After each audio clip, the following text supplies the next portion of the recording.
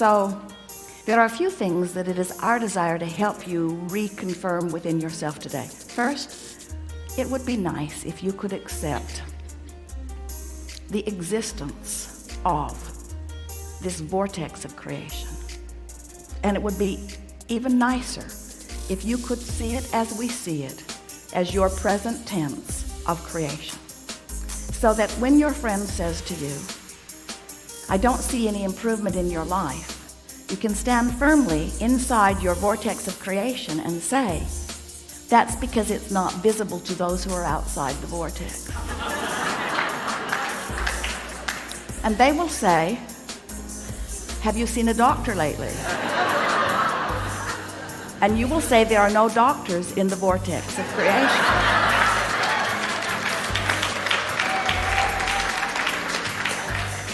When you let being in this vortex, when you let tuning yourself into the vibrational frequency of all that you are be your top priority, you get so much life back. Do you know how many arguments, how many words, how many efforts, how much action is necessary just to keep you alive and out of desperation when you're not in the vortex?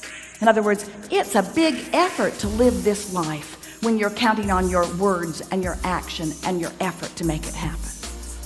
It's interesting, you could just have a conversation with one very well-meaning mother about her child that she adores more than life itself, and listen to all of the gyrations that she is going through in order to sort of kind of understand what's going on with her little boy and put it in the proper perspective, when really all she needs to do is step away from whatever's bothering him and away from whatever's bothering her and focus upon something that gives her access to the vortex, and from inside the vortex everything's clear. You cannot lead from behind. And if you are not in the vortex, then you have nothing to give anyone. Sometimes people say, Abraham, it seems like you teach selfishness. And we say, we really do. Because selfishness, let's define it. Selfishness means vibrational alignment with self. And in order to understand that, you got to know who self really is. Self is source. Self is pure positive energy. Self is worthy. Self is clear-minded. Self is healthy. Self is full of vitality. Self is eager about life. And when you are willing to be selfish, which means you are willing to mimic the vibration of self, which means you're willing to release the thoughts that hold you apart from that and practice the thoughts that cause you alignment with that, which simply means you're selfish enough to care how you feel. That's when they call it selfish. People say, oh, you're so selfish, you're pleasing you. And what they mean is, you should please me? You're selfish because you please you, and I'm not selfish because I think you should please me instead of you? There's some screwy reasoning going on.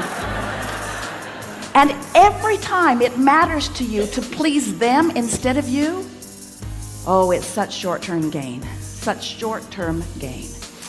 Because when you care about how someone else feels or how they are responding to you, so you behave in order to affect their response to you, you do them a very big disservice, because you teach them that through action and demand or cajole or control or power, that they can wrestle their life to the ground.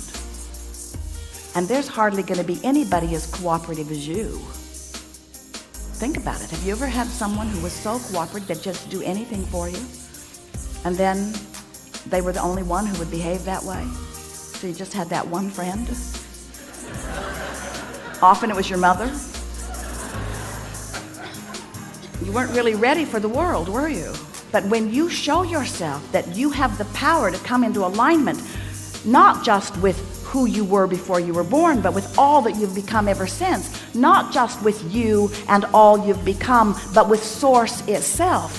When you show yourself that by being selfish, which means by reaching for the best feeling thought you can find on whatever subject is active, when you care about being in the vortex, you care about being in concert with the energy that creates worlds. And one who's in the vortex, one who's in alignment with that energy, is more powerful than millions who are not. It's such an interesting thing to watch what goes on in your planet, because you are so good at step one. Most of you have made such a career out of step one. You sift through the data and you know what you don't want, and you know what you do want, and you know what you don't want, and you know what you do want, and you know what you don't want, and you know what you do want, and you know what you don't want, and you know what you do want, and you know what you don't want, and you know what you do want. And source is over here, knowing what you want, being what you want, sending out a signal of what you want. Law of attraction's over here, gathering what you want, gathering what you want, gathering what you want, gathering what you want. You're over here.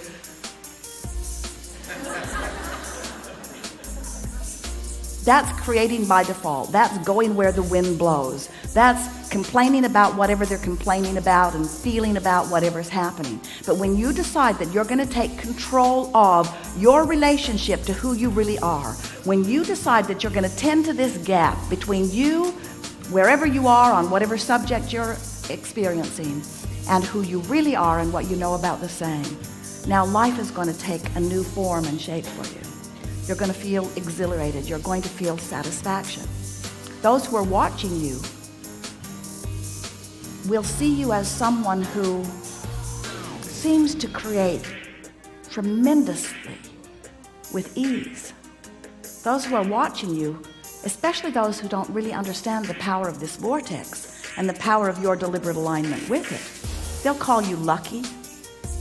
Many times they'll be jealous of you, because they'll watch your fortunes amass and your funds surround you, and they'll watch you in satisfying life experience. And when they say to you, what do you know that I don't know?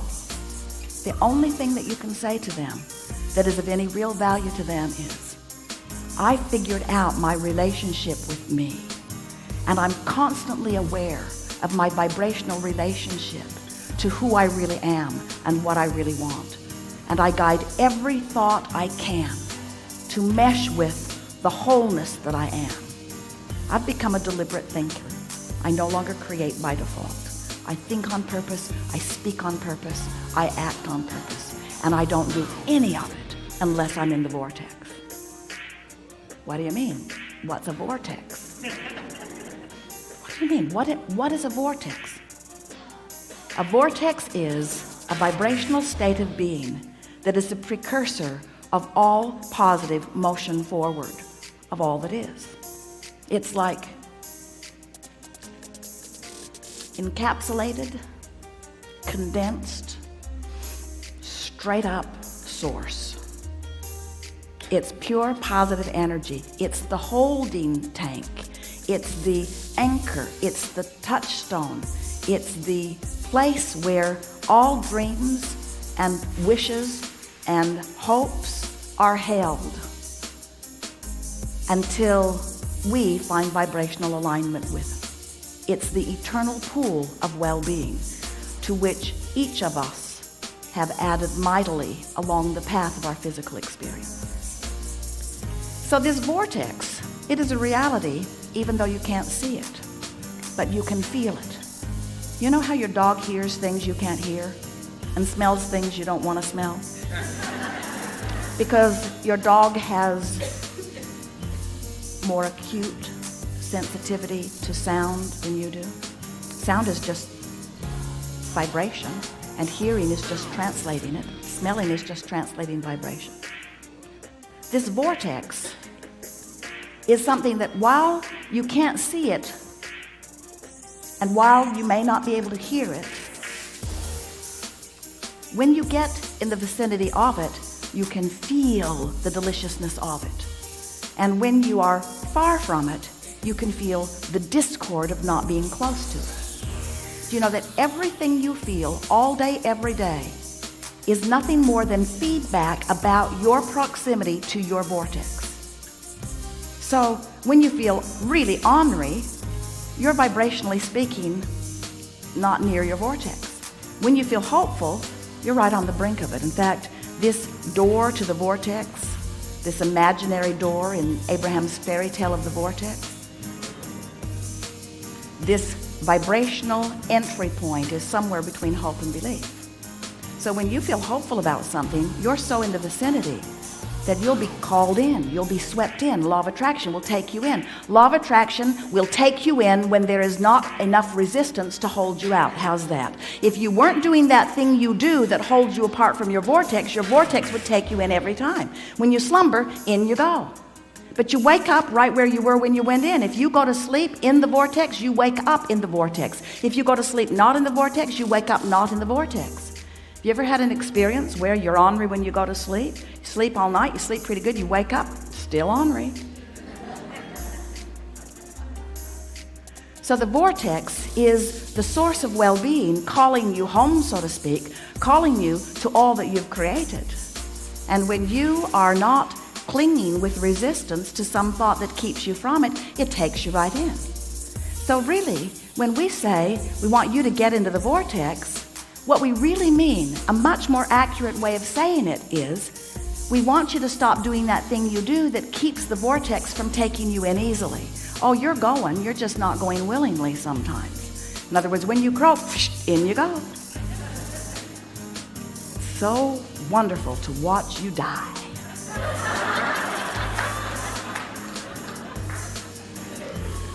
Moving immediately into all that you have become, all that you've asked for. But we don't think you should have to croak in order to be in the vortex. We don't think you should have to croak in order to be what life has caused you to be. So, as we're moving forward today, we're eager to talk with you about whatever it is you want to talk about. And it is our desire to help you to find a vibrational stance, which means a mental approach, which means an attitude about whatever it is that you've got going on. We want to help you soften your resistance, because when you soften resistance, the vortex takes you in. And that really is where you belong. You belong inside that vortex where rendezvous with exhilarating things can happen all day, every day. Do you know that if this time-space reality has the wherewithal to stimulate a desire, so that the desire is in present tense already gathered in this vortex of creation, that this time-space reality has the wherewithal to give it to you now. And the only reason there is a gap between you putting it in the vortex and it showing up where you and others can see it and smell it and hear it and taste it and touch it is because you've got more resistance about the subject going on than you do belief or expectation about the subject. That's all. You just got to move yourself into more expectation. So what do you want to talk about?